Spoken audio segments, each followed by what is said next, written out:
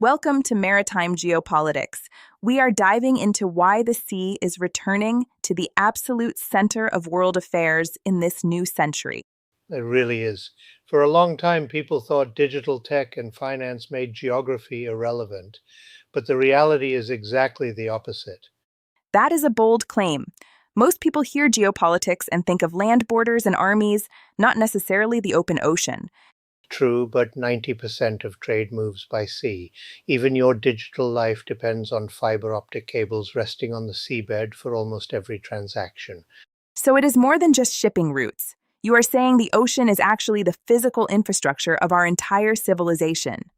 Precisely. It is not just about navies anymore. It is about energy security, underwater minerals, and even how artificial intelligence operates in maritime environments.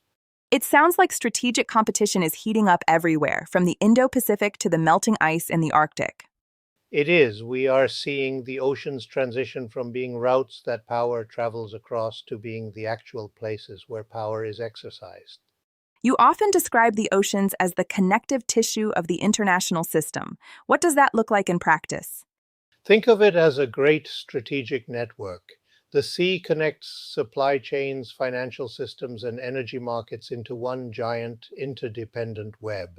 Which means maritime security is now basically the same thing as economic and national security. Exactly. If you want to understand where the world is heading, you have to understand what is happening on and under the water.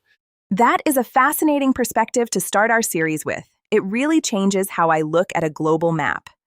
I am glad to hear that. The oceans are reshaping the future of international power as we speak. Next time, we will look at maritime chokepoints and how a few narrow passages control the global economy. Thank you for joining me.